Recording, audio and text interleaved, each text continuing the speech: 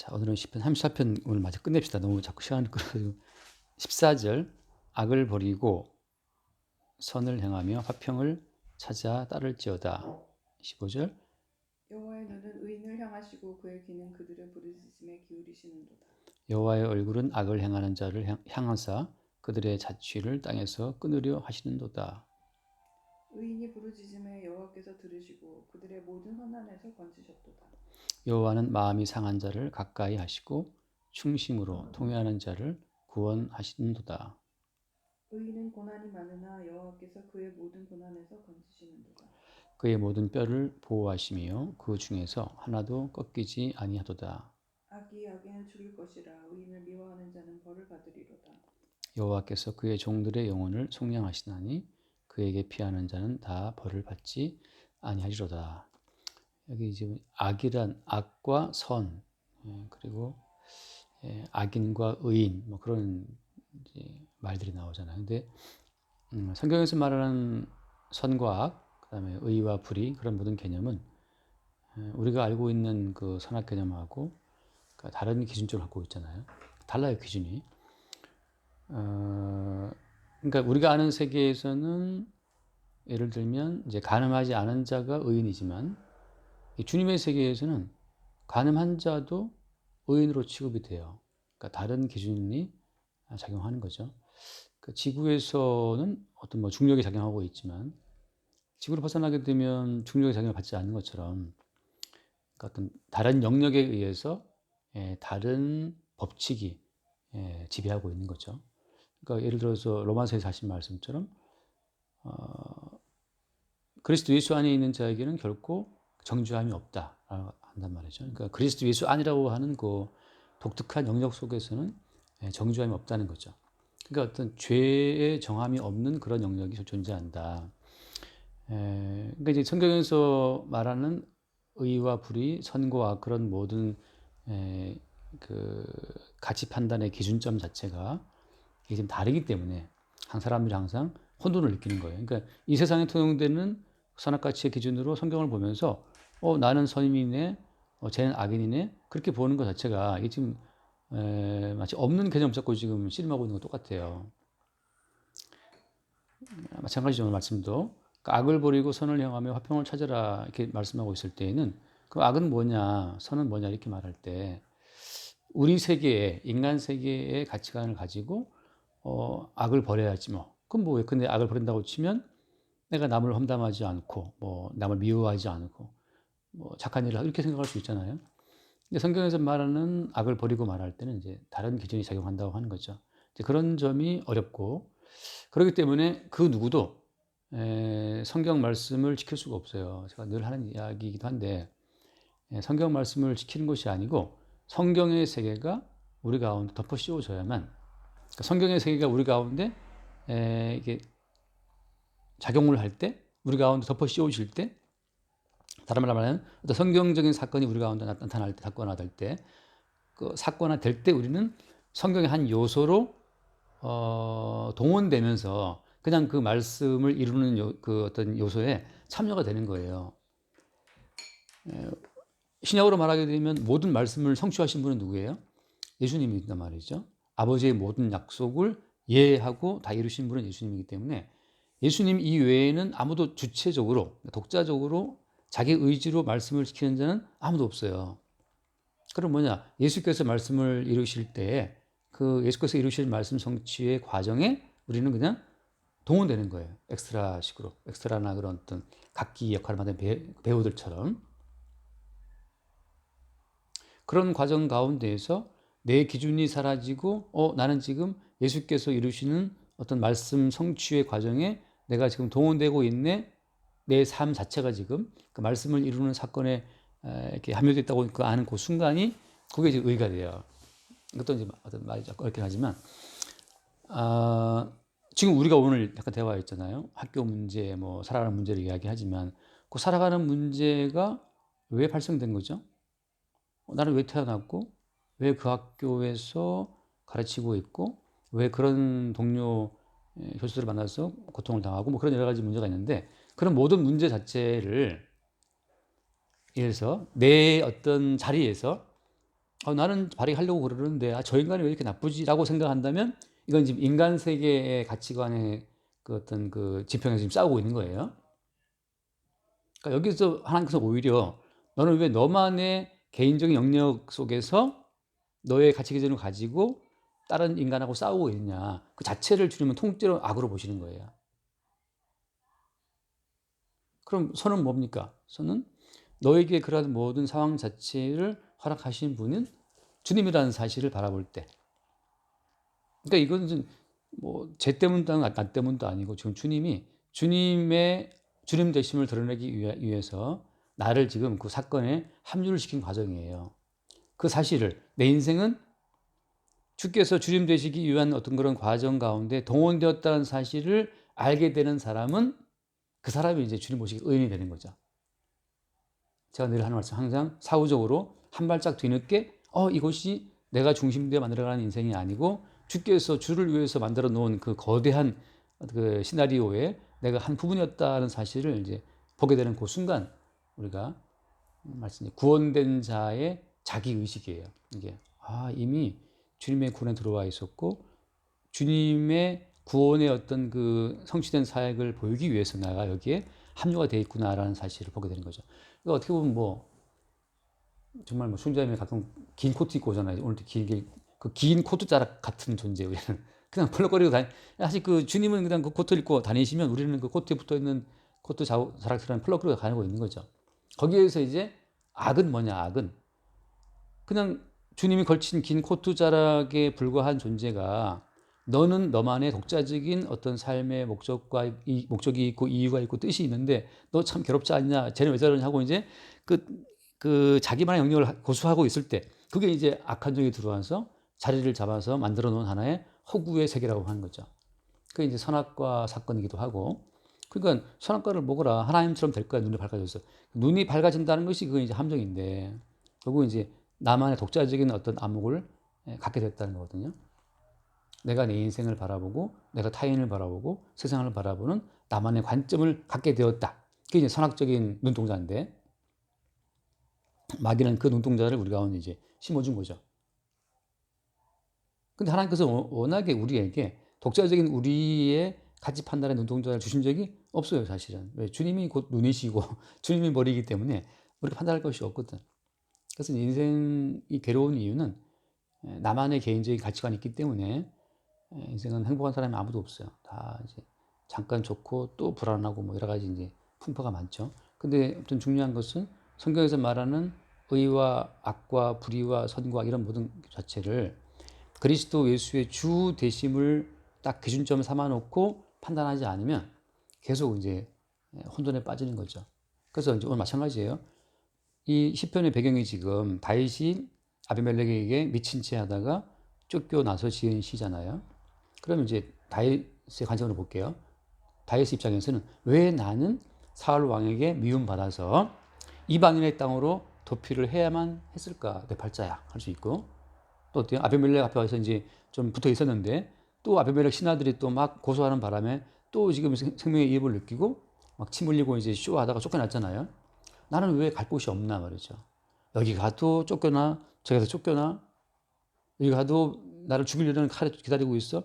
거기서 다윗은 다 빼앗기고 도피 중에 있는 이 자기의 신세가 처량할 수도 있고 괴로울 수도 있어요. 그러면서 이제 사울을 미워할 수도 있고 아벨을 미워할 수도 있고 더 중요한 것은 이러한 상황 속에 자기를 집어넣으신 여호와 하나님을 향한 원망이 나올 수도 있는 거죠. 그게 이제 왜 나를 이렇게 고통 중에 집어넣습니까? 왜 내 부하를 다 뺏기고 뭐 돈 다 뺏기고 했습니까? 이렇게 불평하는 그 순간이 주님 보시기에 그것이 오히려 악인 거예요. 그것이 오히려 악인 거예요. 왜 악이에요? 그게? 왜 악이에요? 누가 너에게 너의 인생을 스스로 이렇게 관조하는 누가 너에게 너의 인생을 스스로 돌아보고 네 인생, 네 팔자를 판단하는 그런 안목을 줬냐 말이죠. 지금 이것은 이게 왜 벌어진 거예요, 지금?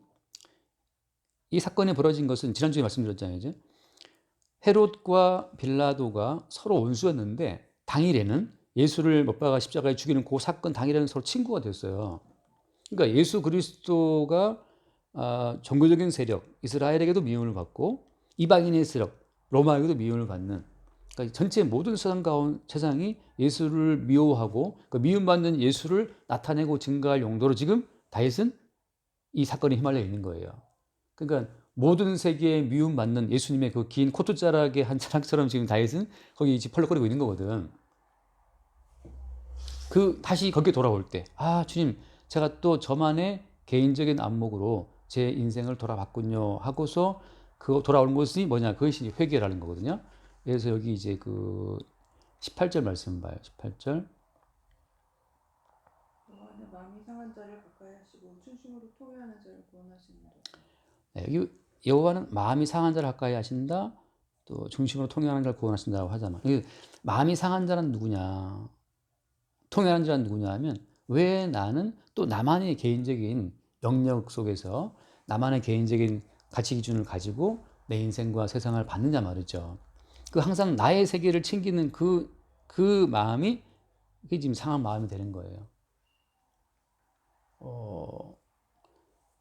자, 지금 이렇게 제가 말씀드리는 그 초점은 뭐냐면, 초점은 십자가예요. 십자가라고 하는 것은 어때요? 십자가는 나와 나의 세계를 다 파괴시키는 거거든요. 그러니까 십자가는 나와 나의 세계를 다 죽이는 거예요. 그 내가 죽는 마당에 지금 내 친척, 내 가족 다 필요 없어요. 다 죽는데. 자, 십자가라고 하는 것은 나의 세계를 끝장내는 세계예요. 그래서 예수님이 먼저 죽임을 당하셨고, 예수님은 그 십자가의 죽음에 우리를 끌어들이시는 거란 말이죠. 그러니까 십자가의 죽임을 당할 때는 예수님께서 기도하신 것처럼 내 뜻대로 마옵시고예요. 그러니까 예수님의 목숨을 걷어가든 예수님의 뭐 부모 형제를 걷어가든 그거는 주의 뜻이야.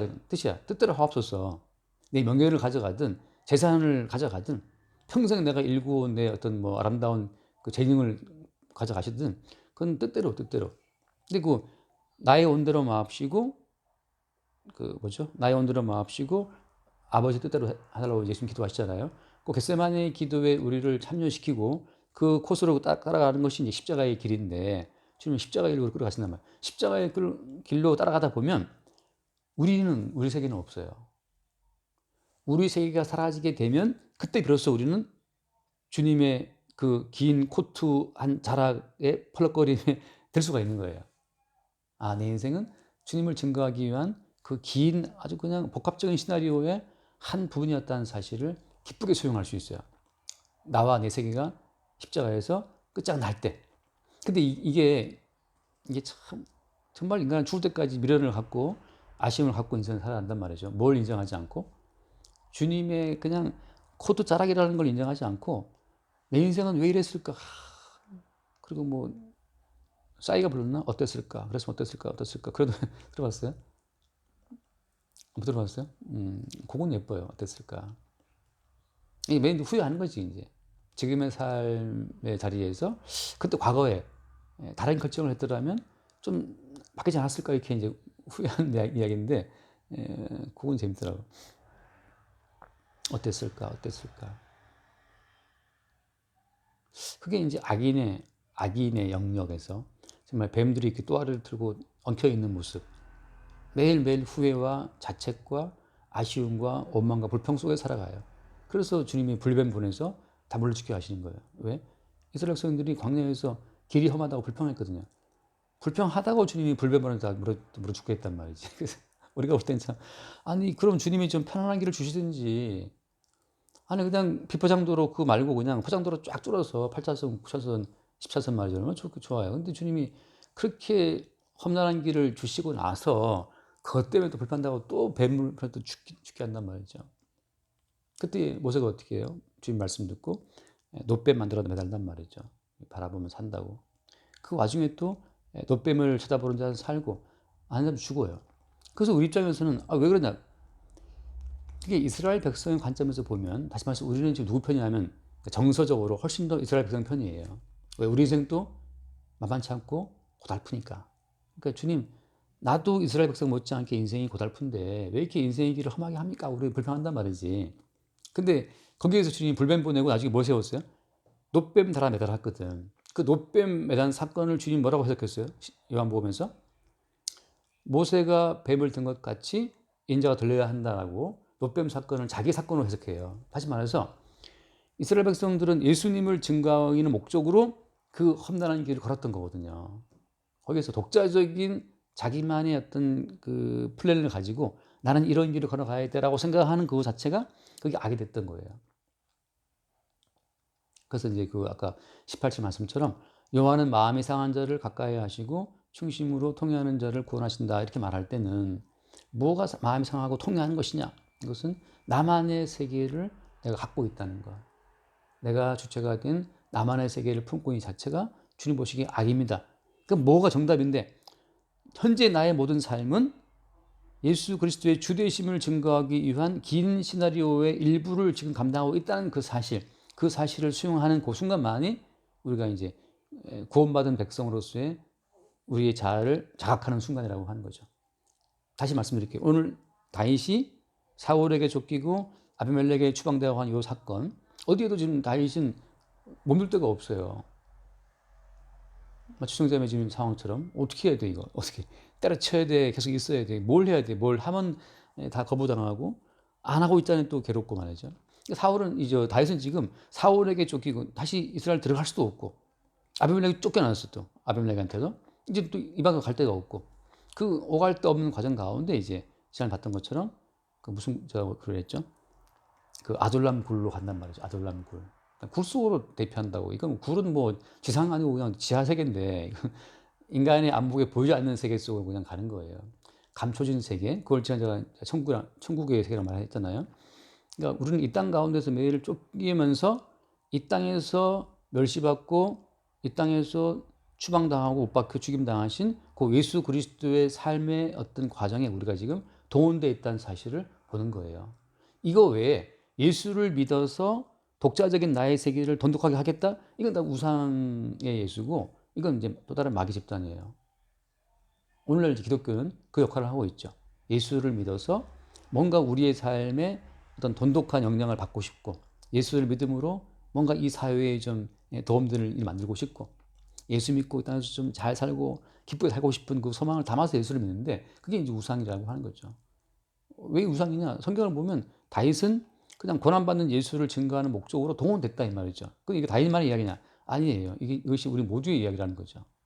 구원받은 모든 성도를 위해서 이 다윗의 사건이 하나의 샘플처럼 동원됐고 너희도 예외 없이 고난받는 예수 그리스도를 나타내고 증거할 목적으로 너희 인생이 그렇게 돌아간다는 사실을 보여주고 있어요. 거기에서 항상 뭐가 발생되냐 하면 58절 말씀처럼 마음이 상하게 되고 통회하게 되고 이게 발생되는 거예요. 이것이 바로 뭐냐 하면 이것이만이 주님이 원하시는 제사라고 하는 거. 잠깐 시편 51편을 읽어볼게요. 시편 51편을 보면 시편 51편 16절을 볼게요. 16절, 17절. 먼저 봐요. 16절. 주께서는 제사를 기뻐하지 아니하시나니 그렇지 아니하면 내가 드렸을 것이라 그는 번제를 기뻐하지 아니하십니다. 하나님께서 구하시는 제사는 상한 심령이라 하나님이여 상하고 통회하는 마음을 주께서 멸시하지 아니하시리이다. 그러니까 항상 우리의 마음은 상할 수밖에 없고 항상 우리 마음은 왜 통하냐면 또 내가 나 중심으로 이 모든 세계를 내가 구성하고 있었다는 사실을 또 보게 돼요. 내가 세상의 주인이 아닌데, 그죠? 내가 띄운 해가 아니잖아요. 아침에 일어났는데 너무 하늘이 파란 거야. 정말 안방 창문 열면 남산타워가 쫙 보이고 하늘이 파래요. 정말 잘 샀어요. 손자매 살아있는데 사고문이 잘 산 거야. 볼수록 괜찮아요. 뭐 열었는데 그냥 딱 침대에 누웠는데 바깥으로 하늘이 파랗게 보이니까 너무 좋은 거야. 근데 그 푸른 하늘을 내가 만들었냐고. 아침에 창으로 남향이니까 빛이 쫙 들어와요. 머리 감고 이제 거기 잠깐 앉아 있어. 그럼 머리가 이제 마르는 것 같아 이렇게 따뜻하게. 근데 그 태양을 내가 만들었냐고. 우리는 우리가 만든 세상이 아닌데 마치 내가 만든 세상인 것처럼 또 주인 노릇을 해요. 또 꼴값을 하고 오바를 하는 거지. 아 주님 제가 또 마치 제가 만든 인생인 것처럼 내 뜻대로 뭐가 되기를 바랬군요 하고 깨닫는 그 순간이 상한 심령인데 그 상한 심령을 하나님께서는 어떻다? 그것을 하나님께서는 원하시는 거예요. 그래 이제 알겠지. 너에게 이러한 세상을 주기 위해서 너에게 또 영원한 생명을 주기 위해서 그 예수님이 홀로 네가 꿈도 못 꾸는 다른 차원의 세계에서 주님이 십자가의 고통을 당했다는 사실을 알게 하는 거거든요. 왜 우리는 우리만의 세계에서 못 벗어나요. 우리는 아무도. 내가 편해야 되고 내가 행복해야 되고 내가 즐거워야지. 그 내가 즐거우려고 다 우르르 이태원 갔다가 또 죽는 거 아니에요. 그러니까 자기 즐거움과 자기 만족을 위해 살아가는 그 인생의 본능은 이건 뭐 어떻게 막을 수가 없어. 빠져나올 수가 없어요. 근데 주님의 구원의 능력은 뭐냐? 능력은 뭐냐? 바로 그 빠져나올 수 없는 나의 세계에서 주님이 우리를 끄집어냈다는 것을 보게 되는 그 순간에 우리는 우리의 구원을 확인하는 거죠. 아, 이렇게 나만의 세계의 만족을 살아가는 이것이 결국 십자가에 예수를 못 박아 죽이는 것으로 결론 났다는 사실을 보게 되는 거죠. 나 중심의 세계를 추구하는 이 나로 인해서 주님이 못 박혀서 죽음을 당했다는 사실을 보게 돼요. 그걸 볼 때 이제 상한 심령이 통해가 되는 거예요. 이게 회개예요. 결국 이제 우리가 인생을 살아가는 목적은 뭐냐면 끝없는 이 회개를 발생시키는 거예요. 나만의 세계가 있었구나. 이 나만의 세계로 말미암아 뭐가 벌어진 거예요? 십자가 사건이 벌어진 거죠. 나만의 세계를 추구하는 인간의 욕망으로 말미암아 하나님의 세계를 증거하는 예수님이 못 박혀 죽임을 당한 거예요. 우리는 인간이 선한 것들을 다 드시고 나서 이 나의 주인과 내 인생의 주인과 우주의 주인이 하나님의 사실을 자꾸 부정하고 내가 내 인생의 주인인 것처럼 인생 살아가기 때문에 끝없이 거기서 십자가 사건이 발생이 되는 거죠. 그래서 그 한번 읽어보고 돌아와서 19절 말씀, 19절 하다 보면 또 시간이 가기 때문에 빨리빨리 하고 19절 의인은 고난이 많으나 여호와께서 그의 모든 고난에서 건지시는도다. 고난이 많은 이유는 뭐냐면 고난이 많은 이유는 뭐예요? 주님이 고난을 당했기 때문에 그래요. 그냥 우리는 주님의 코트 자락이기 때문에 주님이 고난으로 들어가시면 거기 휘말리는 거야. 수영자가 지금 들어가는데 코트가 뭐 안 따라간다고 뭐 지가 막 찢어지고 아니 그냥 따라갈 수밖에 없는 것처럼 의인이 고난이 많은 이유는 주님이 고난을 가셨기 때문에 고난이 많은 거예요. 그러니까 다른 이유가 없어. 내가 뭐 잘못했나, 내가 미운짓을 했나, 내가 뭐 너무 까칠했나, 뭐 여러 가지 뭐 분석해봐야 소용없어요. 다윗이 암만 착하게 해도 사울에게 악신이 임하는 순간 사울 왕은 창을 들고 다윗을 죽이려고 했거든요. 사울에게 물어봐도 지도 몰라. 사울 왕이여시여 왜 나를 자꾸 죽이려 합니까? 사울지도 몰라요. 그걸 어떻게 아냐면 사무엘상을 지금 찾지 않겠지만 보면 나오지만 항상 사울이 후회해요. 내가 왜 너를 죽이려 했던가. 다음에 또 죽이려고 그래요. 두 개의 마음이 내가 심한가 했다가 또 죽이려고 보면 화가 나는 거지. 보면 죽이고 싶은 거예요. 그러니까 이제 물론 그분 또 혼자 있을 때는 내가 최교사한테 너무 했나 할지 모르지만 보면 죽이고 싶은 거고 이게. 사울이 그런 짝이거든요. 20절 말씀. 20절 그의 모든 뼈를 보호하시며 그 중에서 하나도 꺾이지 아니하다. 이 말씀은 전에 주일날 했는데 이 말씀 이루어지는 것이 이제 잠깐 요한복음 19장 말씀을 볼게요. 뼈가 꺾어지지 않는 말씀도 마찬가지예요. 이게 어디서 이루어지냐? 예수님께 다 이루어져요. 요한복음 19장 31절 말씀부터 볼게요. 19장 31절 이날은 준비일이라 유대인들은 그 안식일이 큰 날이므로 그 안식일에 시체들을 십자가에 두지 아니하려 하여 빌라도에게 그들의 다리를 꺾어 시체를 치워달라 하니 유대인들이 가서 예수와 함께 못 박힌 첫째 사람과 또 그 다른 사람의 다리를 꺾고 예수께 이르러서는 이미 죽은 것을 보고 다리를 꺾지 아니하고 그중 한 군인이 창으로 옆구리를 찌르니 그 피와 물이 나오더라.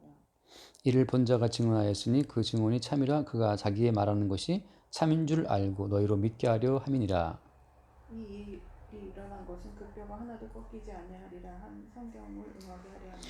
자, 그러니까 지금 모든 것이 그 뼈가 꺾이지 아니라 시편 보면 시편 그 말씀이 21절 20절 말씀이 예수님께로 다 이루어져서 그 예수님의 십자가를 하면서 다 달려온 말씀드렸던 거예요.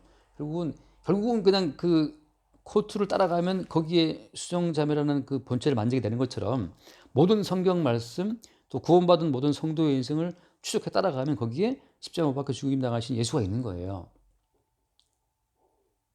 그러니까 우리가 우리 인생을 해석할 때 내 인생은 도대체 왜 이러냐 하고 무슨 팔자를 분석하고 무슨 사주를 보고 한다 그게 소용이 없는 것이 보라 보지 말라 그런 차원이 아니고 그 모든 것이 그냥 하나의 허상의 이야기들인 이유가 모든 것이 예수님의 십자가의 사건에 연결되는 이야기인데 거기서 개인적인 어떤 아이디어로 끌어와서 해석을 해본들 그것이 의미가 없다는 거죠. 마지막에는. 그래서 성경을 응하게 하려 합니다. 30절 또 다른 성경에 그들이 그 찌른 자를 버리려 하였느라. 이거 다음에 말할게요. 시간이 없으니까. 이것도 할 말이 너무 많은 이야기라서 찌른 자를 본다는 이야기는 오늘 뼈만 얘기합시다. 그래서 그의 모든 뼈를 보호한다는 이야기는 뼈라는 것은 생명의 근원이에요. 힘의 근원이고 뼈가 꺾어진다는 것은 생명이 끝난 것이 어디에 의해서? 악에 의해서. 악의 세력에 의해서 꺾어질 뼈라는 것은 악의 세력에 의해서 점령당하고 이제 진다는 이야기인데 근데 다른 죄인들의 뼈는 꺾어졌지만 예수의 뼈는 꺾어지지 않았다면 그 말은 무슨 말인가? 이제 악인의 세력도 결코 예수를 못 죽인다는 걸 말하는 거거든요. 이건 이제 죽음 이후에 부활의 세계를 말하는 거예요. 마침내 꺾이지 않은 뼈가 살아난다는 걸 보여주거든요. 그래서 한 번 더 열왕기하 12장인가? 이것도 한번 제가 예배 시간에 인용을 했는데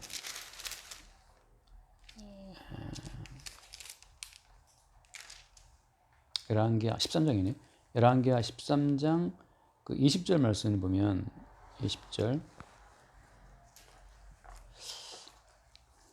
584페이지 13장 20절 엘리사가 죽으니 그를 장사하였고 해가 바뀜에 모압 도적대들이 그 땅에 온지라. 한번 보실래요? 21절 마침 사람을 장사하는 자들이 그 도적대를 보고 그의 시체를 엘리사의 묘실에 들이던지매 시체가 엘리사의 뼈에 닿자 곧 회생하여 일어섰더라. 아멘. 여기 보면 엘리사가 죽어서 지금 묘실에 들어가 있는데 그 다른 동네 사람들은 장사 지내고 가다가 급하게 그 시체를 던졌어요. 엘리사의 뼈에다가. 지금 저 모압 사람 쳐들어왔기 때문에 급한 김에. 근데 일어난 거예요. 그 죽은 시체가. 엘리사의 뼈에 닿자 곧 회생이 일어났다. 그 말은 엘리사의 뼈라는 것은 곧 악인이 꺾을 수 없는 사망 권세를 이겨내는 예수 그리스도의 뼈를 보여주는 하나의 모형적인 사건이에요. 그래서 뜬금없이 이 말을 또 왜 적어놨냐 말이죠. 모든 성경은 다 예수의 십자가와 연결되는데 꺾이지 않은 예수 그리스도의 뼈를 사망 권세를 이기는 생명의 어떤 뼈의 권세가 있다는 사실을 증거하기 위해서 엘리사의 뼈 사건이 나와 있는 거예요. 그래서 이건 뭘 말하느냐 결국 시편 말씀처럼 의인의 뼈는 꺾이지 않는다는 거죠. 의인이라는 것은 이 땅에 모든 악이 덤벼들어도 사라지지 않는다는 건데 여기서 누가 의인이라고? 의인이라고 하는 것은 자기의 세계가 없어요. 그리스도 예수 그분께 붙어 있는 자들이 의인이라. 바꿔 말하면 예수 그리스도를 증거하기 위해서 지금 내 인생의 모든 이 과정이 ing 인생 중에 있다는 사실을 아는 자들이 의인이라고 하는 거죠. 왜 내게 이런 일이? 아니야. 그리스도 예수의 십자가의 죽으심과 부활을 보여주기 위해서 지금 네 인생에 그런 일이 벌어지고 있는 거야 라고 보게 되는 그들이 의인이라는 거죠. 그들의 뼈는 꺾이지 않고 그들은 영원히 산다는 이야기거든요. 이거를 단적으로 말해볼게요. 가늠하다 잡힌 여자가 있단 말이죠. 그 여자는 왜 가늠하다가 현장에서 잡혔을까? 거기에서 이제 여러 가지 뭐 그 여자는 날 때부터 뭐 도화살이 꼈다, 그 여자는 날 때부터 집안이 불우했다, 아니면 친구를 만나갖고 뭐 좀 까진 애를 만나갖고 일찍 됐다부터 해서 여러 가지 해석이 가능하단 말이지. 아니다 뭐 일찍 뭐 그 뭐지 서구문물 뭐 프리섹스 그거 다 필요 없고 뭐예요? 나도 너를 정죄하지 않는다라고 하는 그 정죄하지 않고 용서하시는 예수 그리스도를 증거하기 위해서 그 여자는 그렇게 간음하는 인생을 살아오게 됐던 거죠. 그렇게 자기 인생을 보는 자가 뼈가 꺾이지 않는 의인이라고 하는 거예요. 여기에서 율법적으로 뭐 그 이제 돌을 쳐야 된다. 지금 말씀하시지. 너 중에 저음자가 있어? 돌을 쳐봐 먼저. 다 돌아간단 말이죠. 율법적 기준으로 여자는 어떻게 해야 됩니다. 저렇게 해야 됩니다. 뭐 이 땅의 모든 가치 기준으로 할 말이 많아. 이 땅에 무수히 많은 가치 기준으로 할 말이 많으나 하나밖에 없어요. 용서하시는 예수 그리스도, 긍휼을 베푸시는 예수를 증거하기 위해서 그 여자는 긍휼이 필요한 그러한 삶을 살아왔던 거예요. 그게 의인이라고. 거기에서 지금 우리가 선악적인 판단으로 어떻게 그럴 수가 있냐 조심해야지부터 뭐 그 쓸데없는 다 집어치우고 성경에서 말하는 것은 왜 예수님이 굳이 세리와 창기와 죄인들 강도들을 구원하셨냐 말이죠. 이 땅의 가치 기준에 제발 좀 나와라. 근데 아무도 못 빠져나와 이 땅 가치 기준에서. 우리는 다 그 주홍 글씨 쓴 사람한테 침 뱉고 야유한단 말이죠. 주홍 글씨 누가 의인이냐? 이렇게 내가 주홍 글씨를 붙이고 무수 사람들에게 조롱받고 멸시받는 삶을 살아가는 것도 사실은 십자가에 뻘거 벗기고 멸시받고 죽임당하신 예수를 증거하기 위한 그 예수님의 긴 하나의 그 옷자락의 일부로 내 인생이 끌려가는 것이었군요 라고 보게 되는 그들이 뼈 꺾이지 않은 예수와 함께 죽고 뼈 꺾이지 않고 살아나신 예수와 함께 살아서 영생에 들어가는 거예요. 그들에게는 선악적 열매가 제거된 상태에서 뭐가 옳은지 그른지 본인이 본인을 판단하지 않아. 오직 그들을 보고 나도 널 정죄 안 한다라고 말씀하시는, 예수가 정죄 안 한다는데, 예?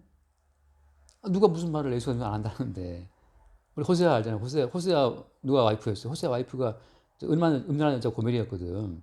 근데 음란한 남들이 뭐라 한다고 하냐. 호세아가 내 부인 삼겠다는데 누가 뭐라 하냐고. 그녀의 과거를 아십니까? 뭐 떠들어도 소용없어요. 호세아가 내 부인 삼겠다는데. 그게 선악 가치관이 제거되고 그리스도 예수의 안목으로, 그냥 용서하시는 안목이고 긍휼의 안목이고 사랑의 안목으로 자기 인생을 맡기게 된 자들의 어떤 고백이 되는 거죠. 그게 의인이라고 하는 거예요. 그래서 뭐 예를 들면 거기 이것도 중간중간 할 얘기가 더 많긴 한데 그냥 일단은 22절, 여호와께서 그의 종들의 영혼을 속량하시나니 그에게 피하는 자는 다 벌을 받지 않는다. 결국 속량하시는 분이 주님이에요. 인간은 그 누구도 자기의 행위로 자기의 부끄러움을 속할 수가 있다 없다? 없어요. 물론 우리가 범죄한 사람을 감옥에 집어넣고 맨날 옥살이 시키면 이제 그가 범한 죄가 속해졌어요. 이제 소환되었어. 다시 그에게 죄를 안 물어요. 이제 일사부절이 오치게 이제 죄를 안 물어. 이 땅의 원칙은 그렇다 이 말이죠. 근데 인간들끼리 만들어 놓은 세계라고 하는 것은 왜 만든 거냐 하면 자본주의 사회는 자본을 위해서 모든 법이 있는 거예요. 자본주의 사회에서는. 공산주의 사회에서는 평등 가치를 실현하기 위해서 모든 법이 있는 거고, 한마디로 말하면 그냥 인간의 모든 법은 자기를 위해 있는 법이라는 법인 거죠. 선악과를 먹은 자기 세계를 벗어나지 못해요. 근데 예수님께서는 그리스도 예수의 피로 그들의 종들의 영혼을 다 속량하셔서 예수님의 피에 의해서 그 새로운 가치를 부여한 자들이 함께 살아가는 새로운 나라를 주님이 구상하시고 만들어 가시는 거죠. 그래서 그 세계로 우리가 빼냄을 입은 거예요. 자중심적 가치관에 살아가는 자들, 내가 범한 죄는 내가 내 행위로 속해야지 하고 자기가 스스로 자기 죄를 속량을 애를 이 세계에서, 눈 가리고 아웅이지만 끄집어내 주님께서 예수 그리스도의 피로 속량해 주시는 새로운 세계를 만드는 건데, 이거 말할게요. 이게 구원받지 못한 사람은 죽을 때까지 자기의 행위로 자기의 부끄러움과 죄악을 속하려고 하는 그 시도를 그치지 않고 자기의 행위로 자기의 그 부끄러움을 속할 수 있다고 믿는 믿음에서도 못 벗어나요. 오직 그리스도 예수의 피로만 속함받을 수 있는 그 새로운 구속의 세계라고 하는 것은 그리스도 예수의 은총에 의해서만 가능한 거죠. 그러니까 이 뭐 사울에게 쫓기고 아비멜렉 쫓기고 이런 사울의 다윗의 이런 모든 삶이라고 하는 것은 스스로 우리가 뛰어들 수 있는 게 아니에요. 주님이 그렇게 다윗을 몰아가시는 거죠. 마찬가지로 구원받은 모든 성도는 본인 스스로 할 수 있는 것이 아니고 주님이 그렇게 그런 상황을 만들어 간다고 하는 거예요. 그 속에서 이제 그걸 알 때 이 다윗처럼 찬송할 수 있어요. 아, 이게 지금 나 중심 세계가 아니고 주님 중심 세계를 지금 내가 지금 끌려가는 중이었다는 사실을 보게 될 때 그때 찬송할 수가 있는 거죠. 1절은 내가 여호와를 항상 송축하며 내 입술로 항상 주를 찬양하리이다. 찬양이 그때 나오는 겁니다. 여기까지 할게요. 다음 35편 합시다. 기도하시죠. 감사합니다. 또 다윗이 그런 상황에 이번 주에 구원을 보이기 위해 동원된 그런 상황이었으니 할 수 있도록 말씀으로 인도해 주시며 감사드립니다. 아버지, 이 세계에서 속하여 있는 모든 시간과 국민 중에 항상 주께로 향할 수 있는 그런 은혜를 베풀어 주시옵소서. 모든 말씀 예수 이름으로 기도드립니다. 주님 감사합니다. 다윗을 인간 세계의 가치관의 함정에서 인도해내어 그리스도 예수의 속죄의 피로 이루어지는 새로운 나라에 살게 하시고 다시 다윗을 이 땅에 보냄으로 말미암아 이 땅에서 수많은 가치관들과 부딪히고 충돌하는 과정을 통해서 상하고 통연한 심령을 이끌어내시고 그로 말미암아 구원하신 십자가의 주님을 나타내고 증거하시니 감사합니다. 우리의 모든 삶도 우리 주 예수를 나타내고 증거하기 위한 용도로 이미 전개되고 있음을 늘 새롭게 보게 하여 주옵소서. 우리 주 예수 이름으로 기도드립니다. 아멘.